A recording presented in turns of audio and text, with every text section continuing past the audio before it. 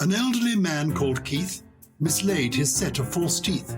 They'd been laid on a chair. He'd forgot they were there, sat down and was bitten beneath. I know that's silly.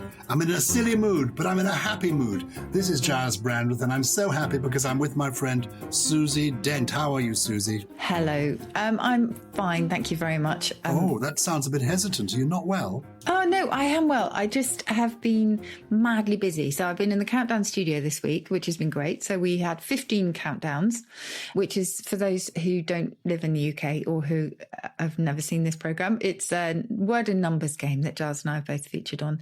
So I've been doing that, and I've also been recording the audio version of my book. Oh, what's the book called again? It's called Word Perfect. You sent me an early copy of it, and I have to say I was thrilled to be able to endorse it. I think you are the mistress of the English language. You're brilliant. And when does it come out? You're lovely. 1st of October. 1st of October. Yes. There is an avalanche of books out there this year, and there'll be even more next year because all we writers have been sitting at home bashing away books. But this one, if you love words and language, this is the book for you. This is the Christmas present that you need this coming Christmas.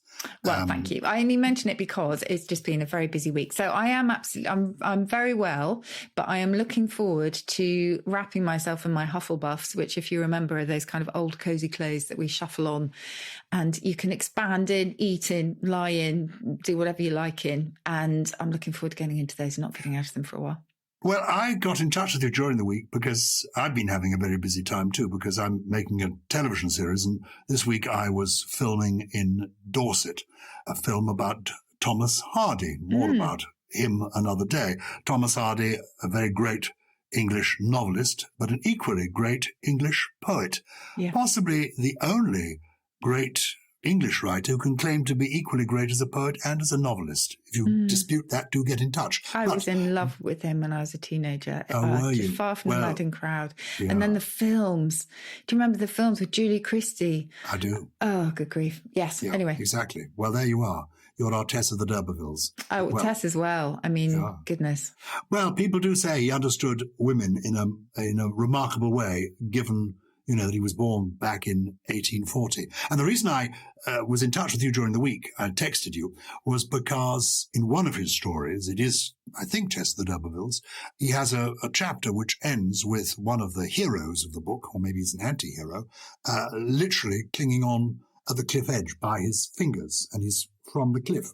And I wondered if that was the origin of the expression cliffhanger, because it's certainly a chapter in a book that ends with a fellow hanging off a cliffhanger. But you came back to me kindly, you looked it up in the dictionary and said you thought the first use of the phrase cliffhanger in relation to describing a book was in the 1930s. Yeah, it was 1930s in the US. So it would seem unlikely, given the gap, that Hardy popularised the term. But, there was the idea. And, of course, there was a great film as well, wasn't there, with Sylvester Stallone called Cliffhanger. The point is, when in doubt, get in touch with Susie Dent. And that's what people do week in, week out. We're very privileged. We've been doing this now for a couple of years. Something Rhymes with Purple. Every Tuesday is a new edition. We talk about words and language. If you're new to the show, it's basically etymology, but it's also life. Susie gives us the substance. I occasionally do my best to interrupt. And I interrupt less on weeks when my wife has said, do not interrupt so much. People don't like it. But that's what the show is. We have so much correspondence. We can't cover it all. We do read it all. But we thought we'd devote the whole of today to other people's questions. Yes. So get in touch with us via email, via Twitter, and let us know what you want to ask. Who shall we start with? You've got the mountain of correspondence there, Susie. I have. Well, just a recap, because we got an email from Richard Donovan who says, I remember when Susie revealed which word does rhyme with purple. Unfortunately, I don't remember what that word was. Please, could you refresh my memory? And I can. Well, we can, because we get asked this a lot, don't we, Gyles? People, strangers in the street, come up and say, why do you call it something rhymes with purple? I say, because something does rhyme with purple. I didn't think anything did, but Susie told me the word is hirple, Hirple. What does it mean? It means to walk with a limp. But, there are some other things as well that rhyme. There's a Scottish word, curple, Curple, which can mean the rump of a horse or, by extension, of a person as well. And in fact, remind me what a prat is a single buttock, isn't it? A prat is a single buttock and a curple is a double prat. There's a great quote in the OED from Robert Burns, and I'm not going to be able to do the Scottish accent, but it's, I'd be meer vonti oor my hap, das hinging oor me curple than proud imperial purple. So there you go. I didn't know Burns was Swedish. How marvellous. I know, I'm really sorry. No, but the end is rather good. The proud imperial purple. Yes, it is associated with, it's an imperial colour. Does that go back to the Romans? Yes, and it goes back to the ink that was extracted from mollusks in order to provide the colour purple. And because it was so expensive and so exotic, it actually became associated with the elite. When we were talking about military terms last week, about the Purple Heart, the highest honour, the American equivalent, I think, of the VC, the Purple Heart. And I wanted to know the origin of that. And I hope there may be a purple listener who has a Purple Heart, or a member of their family does, who can enlighten us on that. So there's curple, there's herple. Anything else? No, I would say not in general usage. You might find some really obscure words in the corner of the dictionary, but those are the ones that we were thinking of.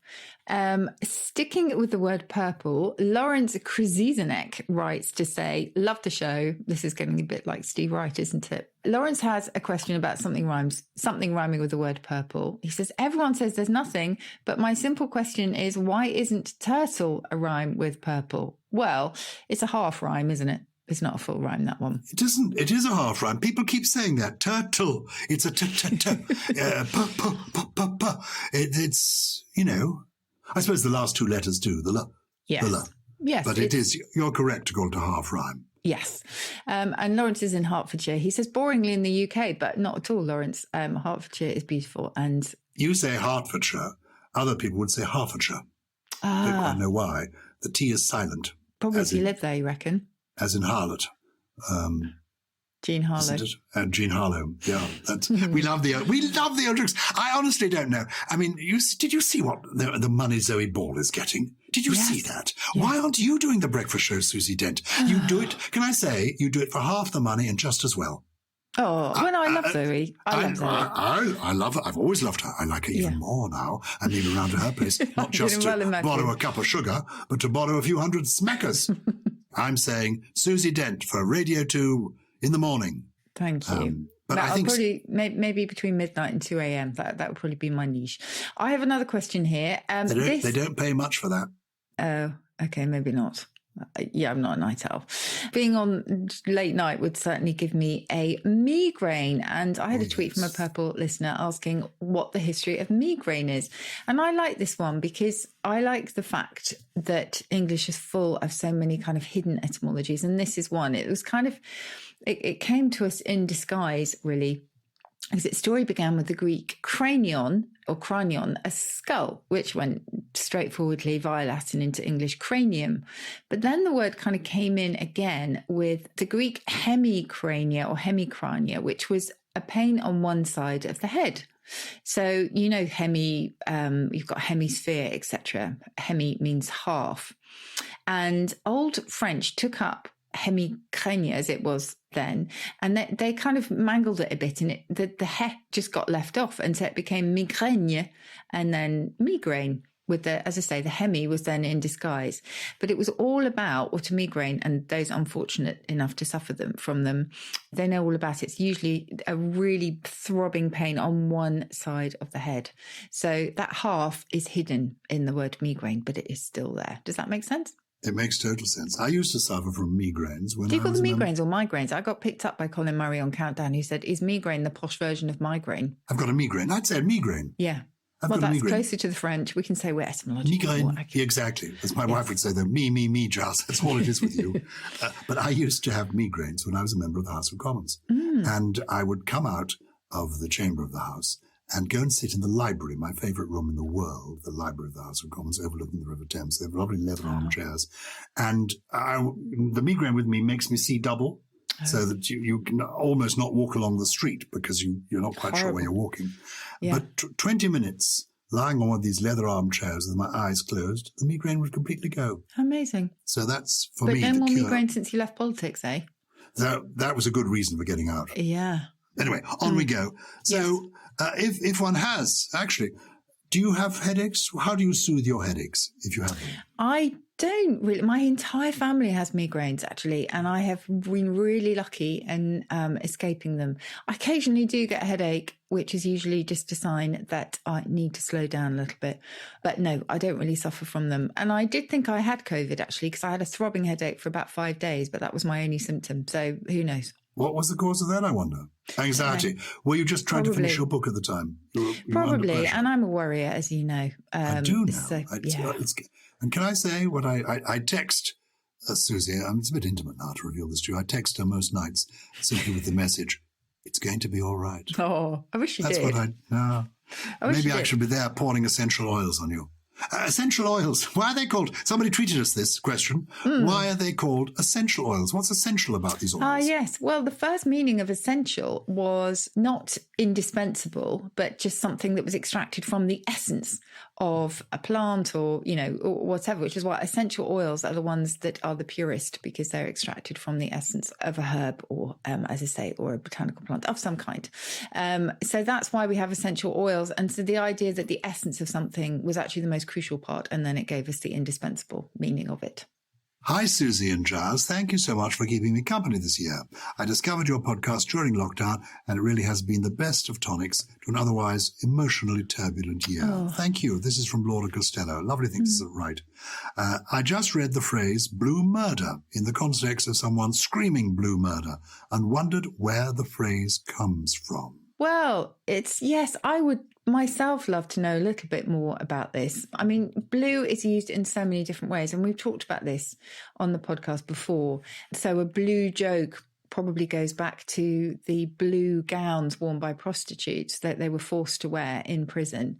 So the idea of being kind of bawdy and obscene came from that. Or also it's said that censors used to use a blue pen when they were expurgating offensive text.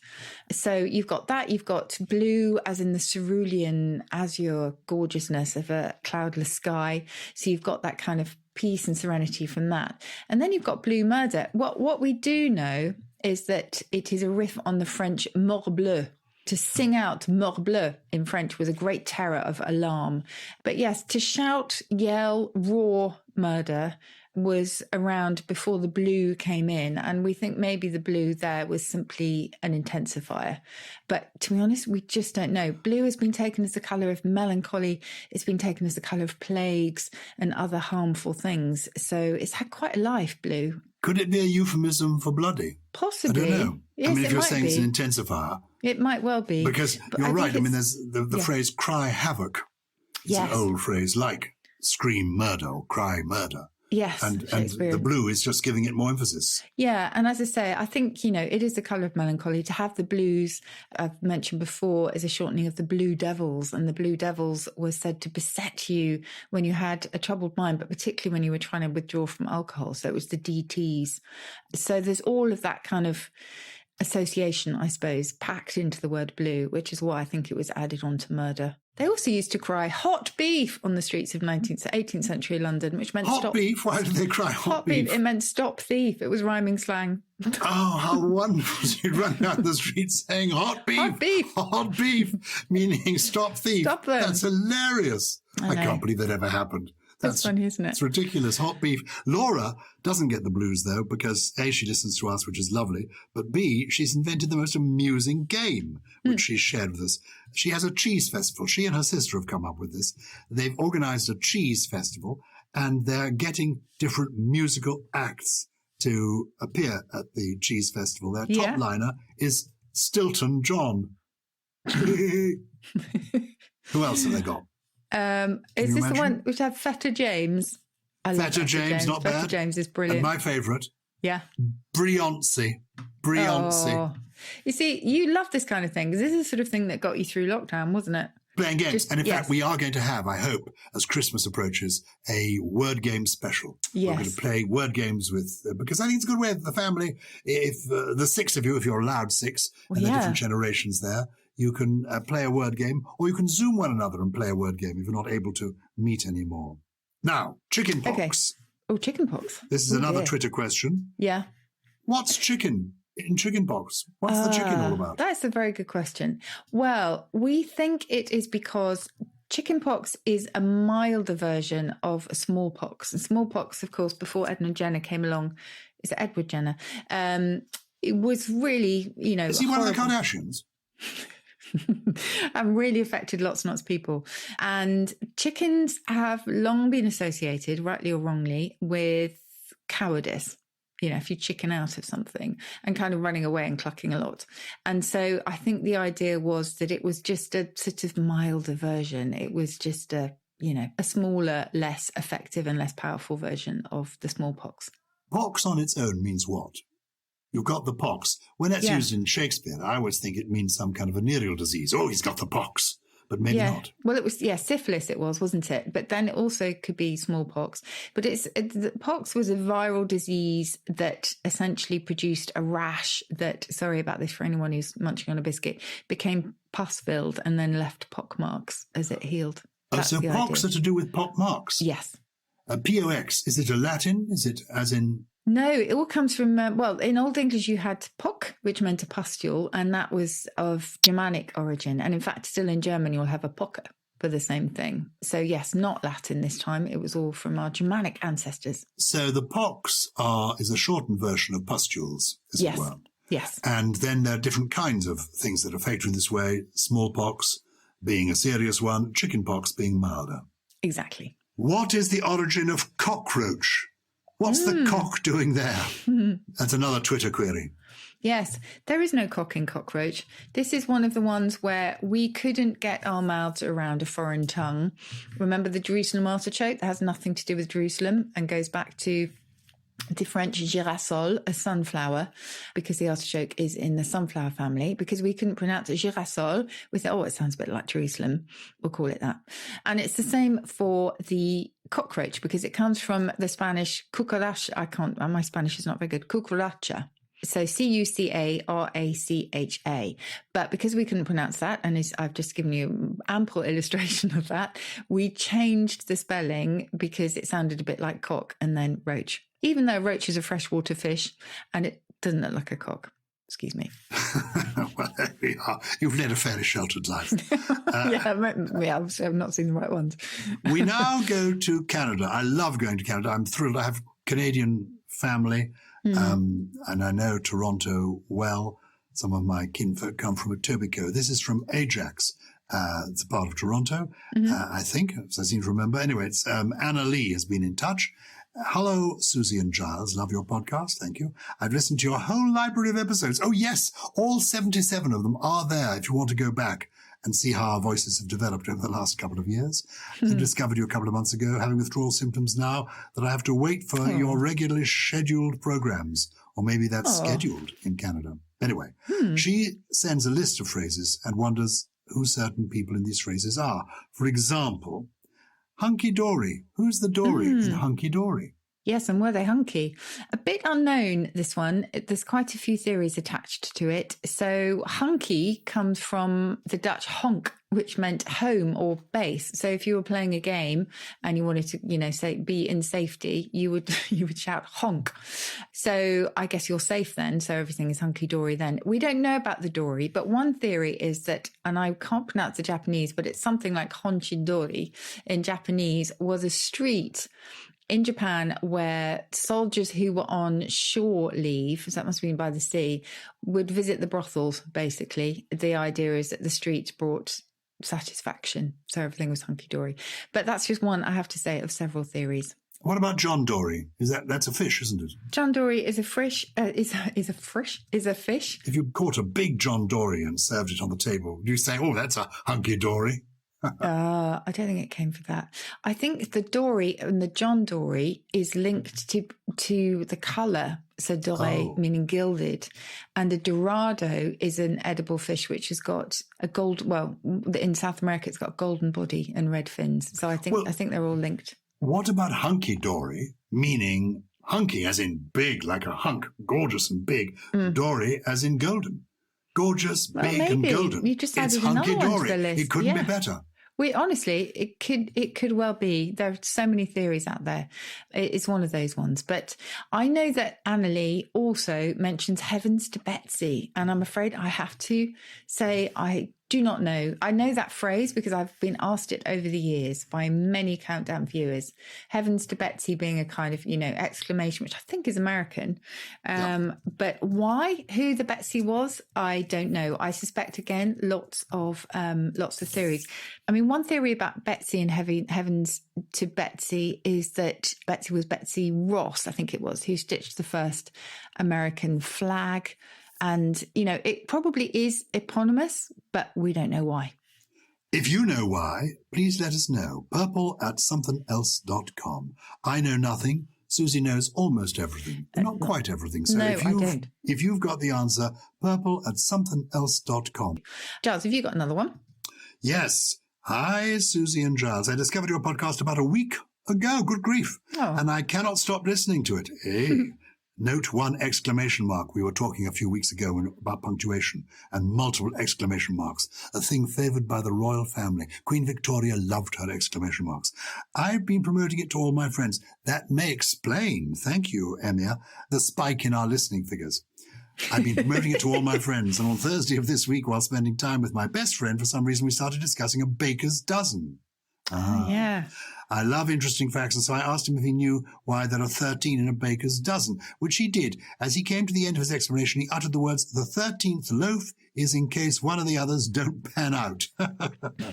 As he said it, we both realized the significance of the phrase, and so my question is this where the phrase pan out originated? Well, this is from Emia Jenkins. Call me MZ. No one can say Emia. For your information, it's a boy's name in Welsh.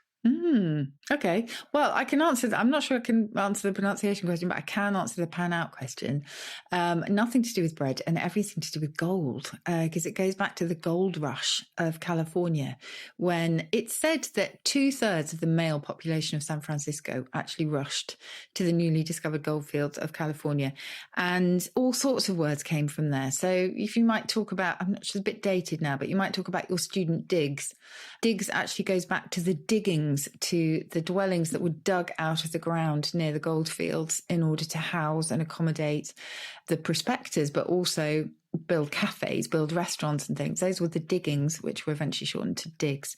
And pan out also comes from there because when the prospectors were sifting through the gravel, they would use a kind of sieve-like pan.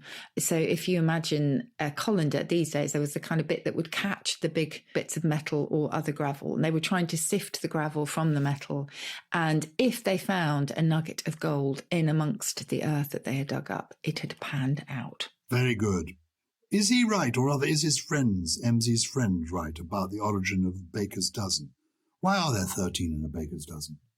Well, a few theories, but the most widely accepted one is that in medieval England, there were laws that related the price of bread to the price of the wheat used to make it. And if bakers were found to be cheating their customers by overpricing undersized loaves, they would incur a fine or even occasionally a flogging. And so in order to make sure they didn't accidentally come up short, they'd throw in a bit extra. And that was an extra loaf. So a baker's dozen was 13, sometimes even 14, in fact, just to make sure they didn't flout the law. Oh, I'd always thought it was something to do with Jesus and the 12 apostles, and the 13th one being Judas, being the bad lot. Don't But think it goes no, back that clearly far. not. No. You know, if God had meant us to go metric, he wouldn't have given Jesus 12 disciples. Ba-boom. Ba-boom. Because you remember it used to be 12. Of course, I'm saying that now. That's a joke from about 40 years ago. I remember when we went metric, it was probably before you were born. Ineffable. What does ineffable mean? And what's the F in ineffable? What's it all about? What's the in it? Why? Well, it's an interesting word. What's it? Unwrap ineffable. Okay. Do you remember me going on about orphaned negatives? Probably a long time ago in the podcast, but orphaned negatives is just such a sad, lonely term for basically words that are now negative, but that once had a positive counterpart. Oh, like unkempt. Exactly. Unkempt, gormless, unruly, uncouth. And for some reason, the positive ones have just disappeared and we're stuck with the kind of grumpy, sad, lonely ones. So you could be ept, you could be ruth, which was full of compassion. You could be gormful if you were full of heed. You could be descript. You could be flappable. You could be defatigable. You could even be gainly. But yes, we don't tend to think of effable. Well, it actually goes back to the Latin effare, which meant to speak out. So it's ex, out, and fare, to speak or say. And you'll find relatives of that fare in fable, which is a story told, and the adjective affable, someone who you would like to talk to. So if something is effable, it is capable of being uttered or expressed. It is sayable. Where something is ineffable, it's either something that you just can't describe, like someone's got a je ne sais quoi, a kind of X factor about them, an ineffable quality, or it's something that is just so unthinkable that you don't even want to talk about it. So ineffable has got that kind of dual life. It means the unsayable, basically. Ineffable means the unsayable. That's wonderful. And you could be effable. Something could be sayable. That's effable. Yes, you could be effable, and nothing to do with the F word. Great. Obviously. Well, that's very useful. Okay, here's one from Rebecca Lawrence from Bristol. She emails to say, what is the origin of the word lukewarm? Where did Luke get in on the act? Yes, who is Luke? Well, actually, there wasn't a Luke.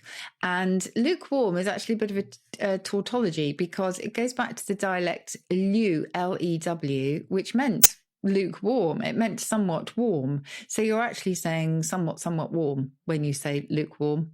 And that's all there is to say about it. So Luke means what on its own? It meant lukewarm. So Luke itself meant moderately warm. Oh, how interesting. So I should be saying, this tea is Luke.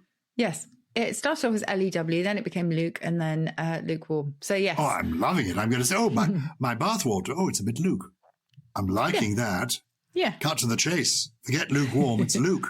Luke. We have some correspondence from Romania, which is fantastic. Diana Carmen, who said that her partner and she listened to the podcast in the car, and they start questioning the words they're using, which is brilliant. And the most ardent question for them was, what is the etymology of decent? And is it related to century? Because you've got the cent 100 in there. Or even, I suppose, is it related to the deck, as in decagon, 10-sided? The answer is no, Diana, but I understand why you're thinking about numbers, because to decimate originally, as everyone knows, was to kill 1 in 10 people before it was applied much more loosely to killing a lot of people. So I can understand why you think the link might be there, but it's not. In fact, it goes back to the Latin decere, D-E-C-E-R-E, which means to be fitting. And if something is fitting and suitable, then of course it's decent enough. So that's quite a simple one. Any more? We're running out of time, Susie, so no more questions. But have you got this letter from Daniel Jude in Los Angeles, California? I have. Now, it was because we were talking about squeaky bum time, and you gave the definition, but not the origin. Tell us, what does he say about this, Daniel? He says he learned recently in an article by Laurie Whitwell of The Athletic, who credits Daniel Taylor's book, This Is the One, that it almost wasn't called Squeaky Bum Time at all, but for a vote by a handful of journalists present at the press conference. And he's given us a quote here. So it says, after listening back to tapes, others believed it was Squeeze Your Bum Time. This was uttered by the legendary Manchester United manager Sir Alex Ferguson, and they were trying to work out what he'd said. Was it Squeeze Your Bum Time? Was it Squeaky Bum Time? And after listening back to tapes, a vote was taken, and by a slim majority of 4-3 with 2 abstentions, Squeaky Bum Time was born. So rather than the image of buttocks being clenched to the point of popping, as in Squeeze Your Bum Time, we think of the taut noise from a person squirming in their plastic seat. I love that. And I'm going to tell that to Rachel Riley, who I work with on Countdown, and who is an absolute obsessive Manchester United fan. So thank you for that, Daniel. Is there one particular word or phrase that you relish that you really don't know the origin of, that maybe somebody out there could help you on? Oh, gosh, there's so many kind of mysteries. Well, the one that most etymologists will say is we want to know where dog comes from, because it's a word with such a kind of mysterious etymology. No one knows where it suddenly appeared from nowhere. Dog, as in woof woof, the canine. Yes, it replaced hund and hound, which came from our Germanic ancestors, but no one knows where dog came from. Well, I've always assumed dog was simply God, spelt backwards. Oh, they are amazing, aren't they? They are wonderful. We love them. Now, what are your 3 great words for the week? This is Susie's trio. She chooses genuine words with extraordinary meanings, or extraordinary words with interesting meanings, and shares them with us. And those of us who are sharp note them down and try to put them into our vocabulary. What have you got? Okay, so if you were a thermopot, I don't know if you remember, I mentioned theist, which obviously means devoted to a god, but which has a secondary meaning of addicted to tea drinking, as used by Shelley of himself. If you were a thermopot, you were a drinker of hot drinks. So that one will encompass coffee drinkers as well, which I quite like. Who don't want their coffee luke. Exactly. Absolutely right. You were a thermopot then. So policitation. Ooh. This is POLLICITATION. A policitation is an offer made but not yet accepted. So if you've invited your friends round and they might be waiting for a better offer, they have taken your policitation but haven't yet responded. Oh, policitation. Very good. Yes, I like that one. And okay, so then the other one. Remember in the last programme we talked about a lance corporal. Yes. And how it went back to someone who had worked so hard and who had seen such battle that their lance was broken and showed the life that they had led. Well, it does come from that, but the original word was a lans prisado. So it's LANS PRESADO, a lans prisado, which occurs in a 1736 dictionary of thieves' slang, where it's defined as he that comes into company with but 2 pence in his pocket. In other words, it's the person who turns up in the pub and accidentally has forgotten their wallet. Oh, I love that. A lans prisado. How do we spell it again? LANS PRESADO. I know quite a few of those. A lans prisado. Yes. Oh, that is absolutely brilliant. Now, look, I'm going to give you one of my silly limericks again because I love the fact that children and quite young children listen to our podcast, so I've got another silly limerick. Excellent. But I've been thinking about more serious poetry in recent weeks because since National Poetry Day on the 1st of October until the end of November, there's a wonderful scheme called Poetry Together. And the idea is we're encouraging people to record a poem on their iPhone, a short poem, no more than a minute, and put it out there on social media, on Twitter, Instagram, Facebook, whatever they like. And so I'm going to do some, and I want you to choose a proper poem, maybe a favourite poem of yours, maybe a Thomas Hardy, maybe a few, and record it one day, either with you recording it, or you can photograph a flower as you speak it and put it out there on social media. Because I'm thinking, as lockdown is returning in some parts of the country and maybe more parts of the country, who knows how it develops, poetry is a good thing. Poetry is good for us. It stimulates the imagination. Even if you don't understand the poems always, the words are lovely. Can I just give a shout out to a friend, actually, of course. And who we've mentioned before, Samuel West, the actor. Oh, yes. Who has done the most amazing initiative on Twitter, whereby for every single day of lockdown, he either recorded himself or got someone else to record a poem that they loved. And I did one for him. So I will give that to you. But also for anyone who loves poetry, do visit his Twitter feed because it is just full of the most amazing poetry. I'm absolutely with him on that. And he's got some funny Twitter name, hasn't he? Yes, it's Exit the Lemming. Exit the Lemming. Yeah, so that's the way to find young Sam West. He is completely brilliant. The best Richard II I've ever seen, really? By the way. Really? But this, as well as having great actors like Sam West and extraordinary personalities like Susie, Dent, putting their poems online, #Poetry Together, we want real people, wherever you are in the world to do this. If you're listening to us in Romania or in California or in Canada, just choose a short poem, funny, sad, sweet, sorrowful, gay, whatever you want, put it online and let's share some poetry together. There was an old man from Milan whose limericks never would scan. When told this was so, he said, "Yes, I know, but I always try to get as many syllables into the last line as I most possibly can." That sounds like the punchline to my joke where I just kind of whitter and then tail off. Thank you so much for listening. Do keep getting in touch with us because we do absolutely love it. purple@somethingelse.com. Something Rhymes with Purple is a Somethin Else production. It was produced by Lawrence Bassett with additional production from Steve Ackerman, Grace Laker and Jay Beale. Jay Beale. We like the sound of that. He's taken over from Carly.